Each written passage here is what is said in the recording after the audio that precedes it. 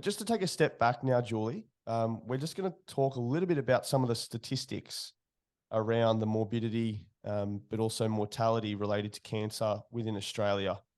I think many people who are listening potentially know to some extent how prevalent cancer is in Australia, but I think we'll look now at just some of the specific details in relation to the number of cases.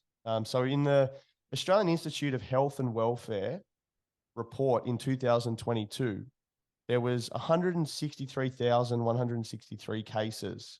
88,982 of those cases were males, and 73,181 of those were female cases. So in terms of the morbidity, so how many of those were actually diagnosed with cancer? In terms of the mortality rates and those who actually passed away from cancer, the number of cancer-related deaths in Australia in 2022, there were 49,996 deaths in total. 28,022 male deaths and 21,974 female deaths. And there's a 70% chance or 70% survival rate among those diagnosed across the first 5 years after diagnosis. The three most common causes of cancer, some of those that we've already kind of listed off and covered there. So prostate cancer, which my uncle Robert passed away from, my Grandma Joan with breast cancer, but then also the other one, melanoma. And so that's obviously in your circumstance, the one that you're most commonly had to come to terms with in your battle for survival. And just to break things down for the listeners, because I'm sure you know this better than most, but when you were going through all your treatment, there's so much medical jargon that you have to wrap your head around, and so many terms, and it can be quite challenging, I imagine, for someone like yourself being diagnosed with a condition like cancer and then thrown in the deep end, and you're undergoing chemotherapy, you're going to go through a brain surgery, and you're almost thrown into this big circus of terms and emotions, and it's a real roller coaster of emotions, no doubt. But malignant tumors are those where the presence of cancerous cells, they have the ability to spread quite quickly, so at an uncontrolled or very fast rate around to different parts of the body, which is what you discussed in your case, which is what happened. And we'll talk more about that. But metastatic is often the term that's used for that, and it's kind of used interchangeably with stage 4 cancers.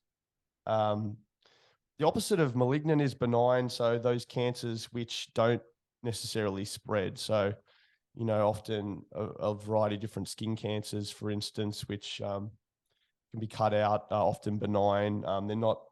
They're quite localized and they don't spread like malignant tumors. Did you experience, a real challenge initially when you were given that information and as to what was next? Different doctors coming and talking to you, being told you had to have the tumors cut out of your brain, not knowing what side effects you're going to experience with the chemotherapy, which form of medication you're going to be on. Would you lose your hair, for instance? How turbulent were those emotions? And I guess we'll talk about this more as we get into some research, but in that first kind of week or so after diagnosis.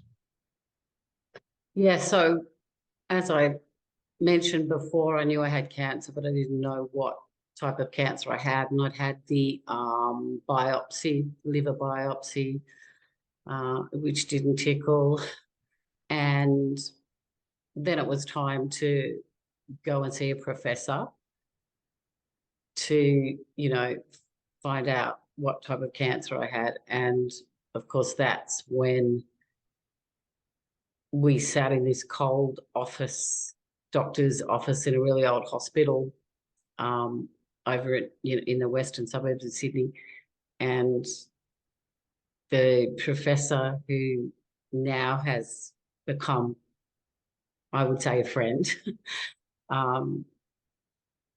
just walked in and said, shook my husband's hand. I don't think I was too cordial at that time. I don't know if I put my hand Got up the to shake energy her there. hand, but at this stage, I seriously was thinking, I don't even feel sick. You know, this is all a big mistake. This is all a big mistake. They're going to say, Julie, we're sorry. We've got you mixed up with, you know, someone else. Nothing to see here, which was very fanciful, I know, but it just felt really weird that I didn't even feel sick. And she comes in and she says, Julie, you've got stage 4 metastatic melanoma. I'm really sorry. There's nothing much we can do for you. And I promised, as I said before, my girls, I was going to make it. I wasn't going to die. And I got up off the chair and walked over to a basin in her little office, and I was just dry retching, and all I could say is my babies, and my husband and the professor had to come pick me up and basically drag me back to my seat. And I'd kind of checked out, but there was things like months to live going on in the background. There was, you know, oh, chemotherapy is not going to save your life, might give you a bit more time. And I'm like sort of hearing this, you know, whirling around. And then her assistant stands up and hands me a brochure on palliative care in my very first meeting. And I've just like put my hand up, and then she says, oh, we need you to come into the next room so we can take some blood and we can weigh you. And I'm like, no, thank you. And I tell a story saying the last thing I needed was a bad reading on the scales that morning. After everything else I've been told, it would have tipped me over the edge. But yeah, very, very intense. And then once again, life goes on. You go to the car park, you know, you got your parking ticket. Everyone's queuing up to pay for their parking, and you're going, oh my God, life's just going on like before. Yeah. It's crazy. So sad. And to think about, you know, the lack of, obviously I didn't go through those experiences, but it feels like from what you're telling, the way I'm experiencing it in my own mind is lack of empathy, very cold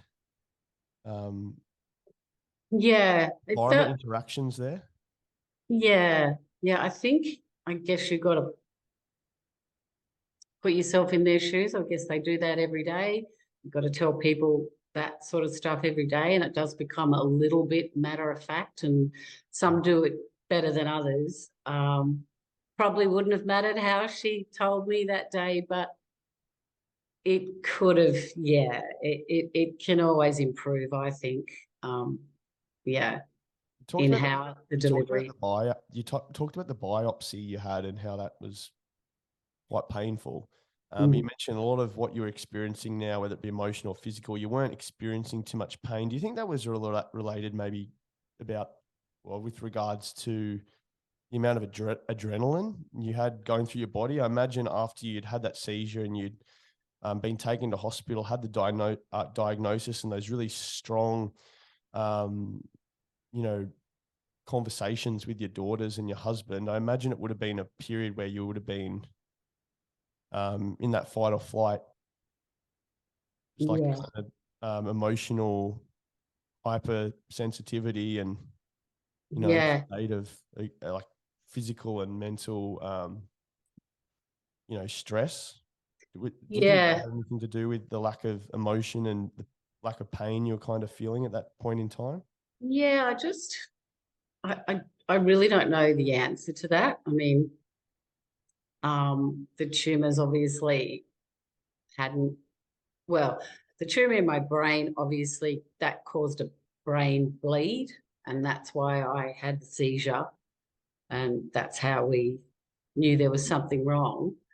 But I just hadn't experienced physical pain from it. Yeah. And I've heard that before, you know, a lot of people get diagnosed with cancer and they're like, what the hell? I'm not even, you know, I can't even feel it. I'm not in pain.